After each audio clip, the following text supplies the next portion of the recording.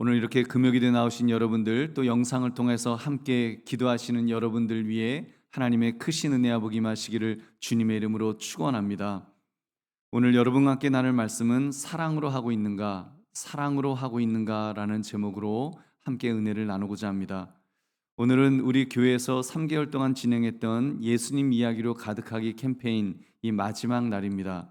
요한복음의 마지막 21장을 살피면서 한 단어가 눈에 들어오셨을 것입니다.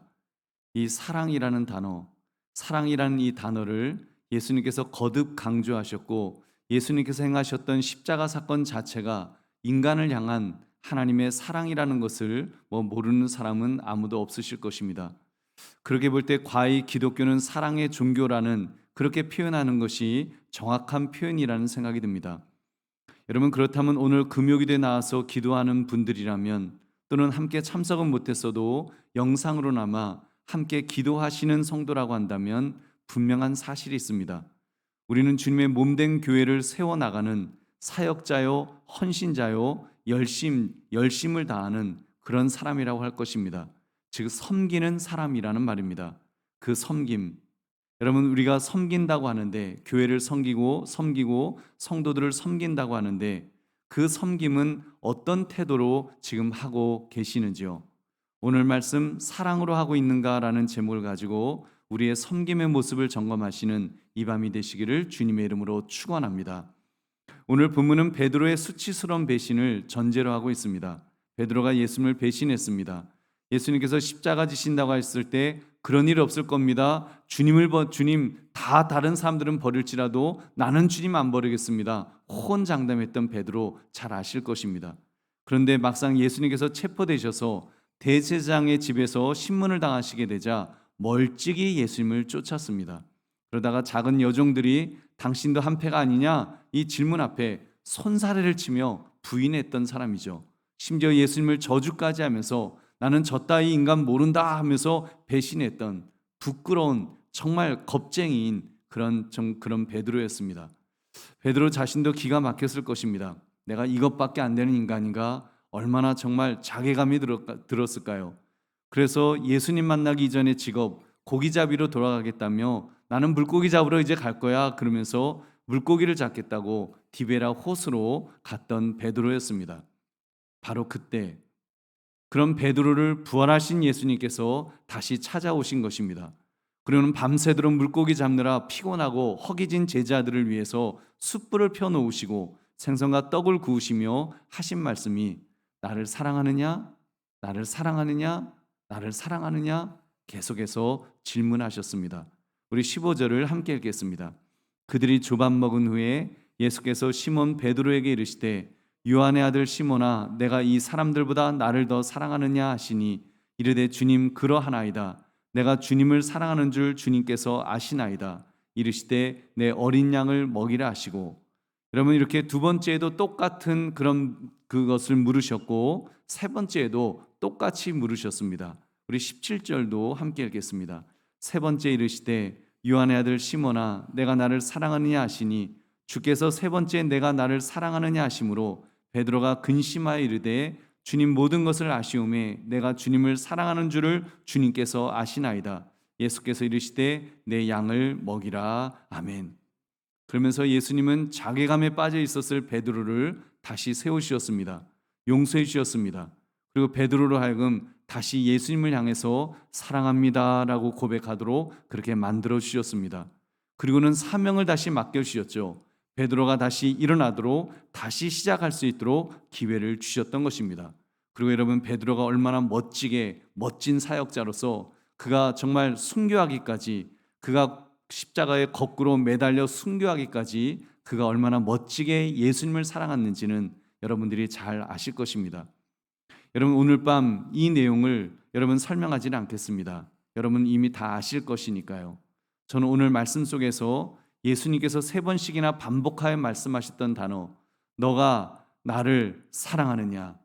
여러분 이 사랑에 대해서 여러분에게도 또 저에게도 한번 질문을 던져보자는 것입니다.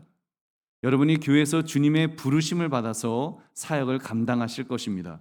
성도들을 섬기실 것입니다. 교회를 섬기실 것입니다. 그 섬김 속에 나는 예수님께서 강조하신 이 핵심 가치, 바로 그 가치를 붙들고 있는가를 질문해 봅시다.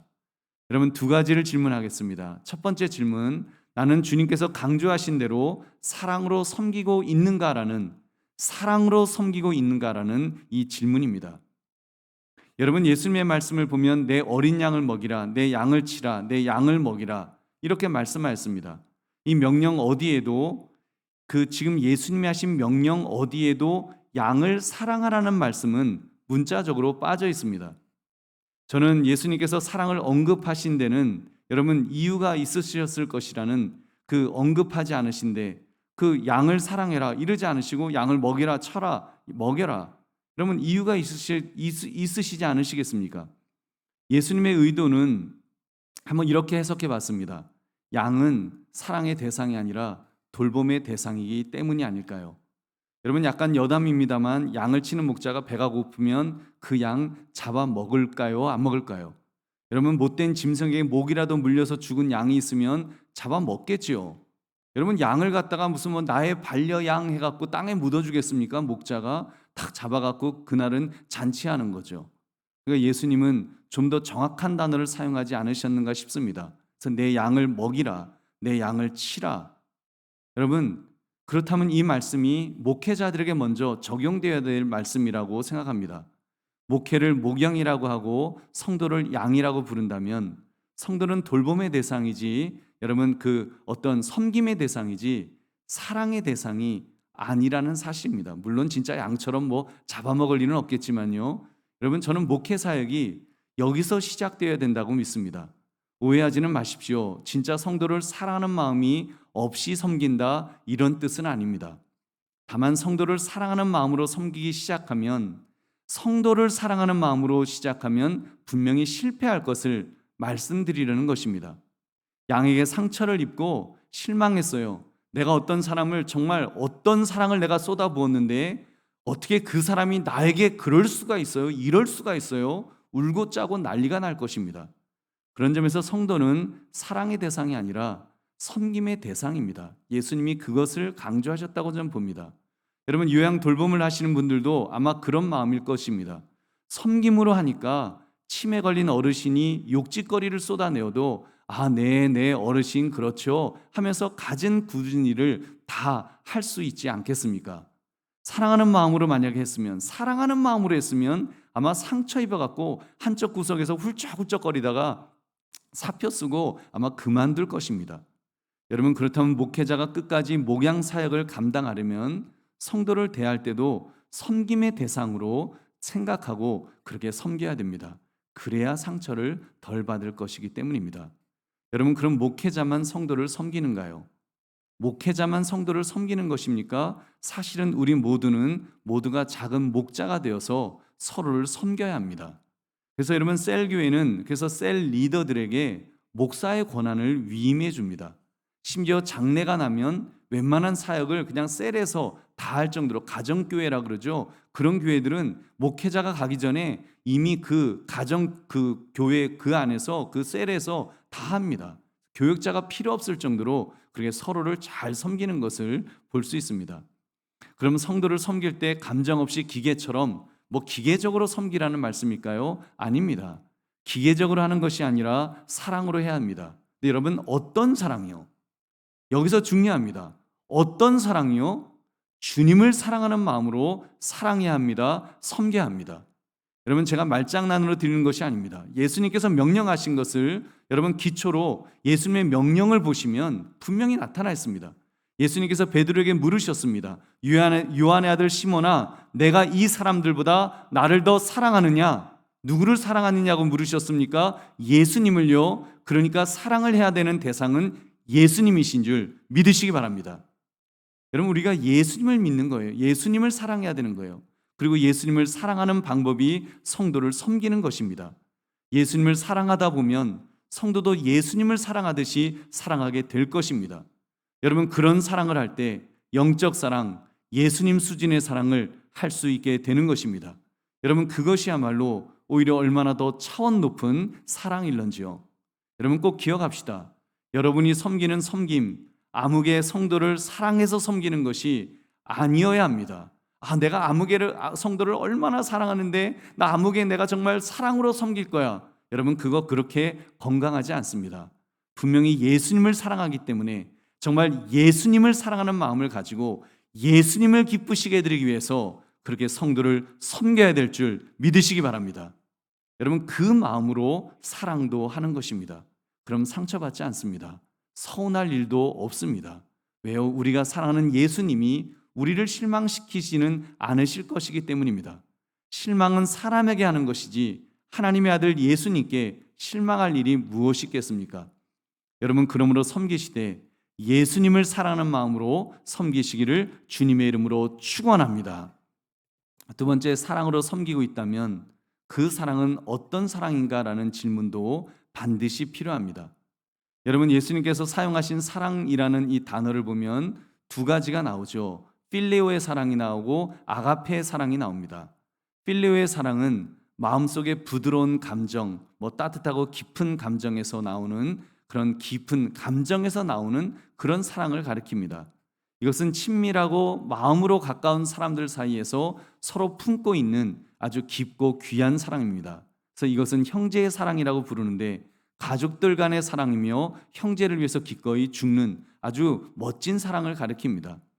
근데 예수님께서 진짜 강조하신 사랑은, 예수님이 강조하신 사랑은 아가페 사랑입니다. 이 아가페 사랑은 감정에 관계없이 사랑하기로 선택하는 그런 사랑을 말합니다. 사랑하기로 선택하는 것, 사랑하기로 결단하는 것. 여러분, 이 사랑은 나를 모욕하고 상처를 주어도 할 수 있는 사랑입니다. 그래서 이런 사랑을 가리켜서 신이 인간에게 주시는 사랑이라고 말합니다. 하나님의 사랑이라고 말하죠. 아가페의 사랑이라고 말하는 것입니다. 하나님의 사랑은 이런 것입니다. 성경을 보면 하나님께서 우리를 사랑하셨다고 하셨습니다. 요한복음 3장 16절, 하나님이 세상을 이처럼 사랑하사 독생자를 주셨으니 이는 그를 믿는 자마다 멸망하지 않고 영생을 얻게 하려 하심이라. 아멘.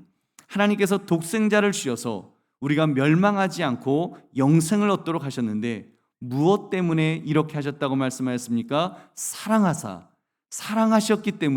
사랑하셨기 때문에 독생자까지 주셨다라고 그렇게 말씀합니다. 정말 아무것도 아끼지 않고 하나님은 다 주시면서 그렇게 사랑하셨다는 것입니다. 그런데 하나님께서 사랑하셨던, 여러분, 우리가 문제였습니다. 우리가 문제예요. 우리가 어떤 존재였습니까? 하나님께서 보시기에 기쁨을 참으실 수 없을 정도로 사랑스러운 존재였을까요? 눈에 넣어도 아프지 않을 정도로 사랑스러운 자녀와 같은 그런 존재였을까요? 아닙니다. 우리는 마귀의 자녀였습니다. 우리는 하나님과 원수되어 있었습니다. 에베소 2장 2절 3절 우리 함께 읽겠습니다. 그때 너희는 그 가운데서 행하여 이 세상 풍조를 따르고 공중의 권세 잡은 자를 따랐으니 곧 지금 불순종의 아들들 가운데서 역사하는 영이라. 전에는 우리도 다 그 가운데서 우리 육체의 욕심을 따라 지내며 육체와 마음에 원하는 것을 하여 다른 이들과 같이 본질상 진노의 자녀이었더니. 본질상 무엇이라고요? 진노의 자녀였다. 진노의 자녀였기 때문에 정말 매를 맞아도 장맛비에 먼지 나도록 그렇게 매를 맞아야 될 그런 존재였다는 것입니다. 근데 그런 원수 같은 우리를 어떻게 하셨다고요? 에베소 2장 4절부터 5절도 함께 읽겠습니다. 긍휼이 풍성하신 하나님이 우리를 사랑하신 그 큰 사랑을 인하여 허물로 죽은 우리를 그리스도와 함께 살리셨고 너희는 은혜로 구원을 받은 것이라. 아멘. 우리를 사랑하사 우리를 살리셨고 구원받도록 해주셨습니다. 할렐루야. 여러분, 그러니까 하나님께서 우리를 사랑하신 사랑은 아가페적인 사랑입니다. 다시 말하면 감정에 상관없이 사랑하기로 선택하는 사랑이라는 말입니다. 그냥 우리를 사랑하기로 선택하셨습니다. 태초에 우리를 사랑하시겠다고 작정하셨다는 말입니다. 이사야서 46장 3절 후반부를 보면 배에서 태어남으로부터 내게 안겼고 태에서 남으로부터 내게 업힌 너희여라고 하면서 우리를 그렇게 부르십니다. 배에서 태어날 때부터 내가 안았고 업었다라고 말씀하실 정도로 하나님이 우리를 작정하시고 그렇게 사랑하셨습니다. 여러분, 예수님은 우리에게도 그러한 사랑을 하라고 말씀하십니다. 감정에 상관없이 하나님께서 섬기라고 하셨기 때문에 섬기기로 작정하라는 것입니다. 사랑하기로 작정하는 것입니다. 여러분 그렇습니다. 우리의 섬김, 우리의 사랑은 여러분 작정하는 것입니다. 그렇게 섬기기로 작정하고 사랑하기로 작정하는 것. 그렇게 사랑하노라면 진실된 사랑을 하게 될 줄 믿으시기 바랍니다. 이것이 거짓 사랑이 아니라 하나님 사랑에서 출발한 사랑이니까요. 그렇게 사랑할 때 하나님께서 성령 하나님을 통해서 사랑하는 마음을 넣어 주실 것입니다. 성령의 열매 중 첫 번째 열매가 무엇입니까? 사랑의 열매죠. 사랑의 열매를 우리 안에 주렁주렁 맺게 해 주실 것입니다. 이것이 바로 하나님의 사랑, 아가페적인 사랑인 줄 믿습니다. 여러분 그러므로 사랑하실 때 주님께서 사랑하라고 섬기라고 하신 말씀대로 그렇게 작정하여 섬기시고 작정하여 사랑하시기를 주님의 이름으로 축원합니다. 이제 말씀을 맺습니다. 사랑으로 하고 있는가? 사랑으로 하고 있는가? 여러분 사랑으로 하고 계십니까? 교회를 섬기고 성도를 섬기는 일에 있어서 정말 사랑으로 하고 계시냐는 말입니다. 주님 사랑하는 마음으로 하시고 아가페 사랑, 사랑하기로 작정하여 사랑합시다. 여러분 그렇게 할 때 하나님께서 진실되게 사랑하며 섬길 수 있도록 우리에게 힘과 능력도 부어 주실 줄로 믿습니다.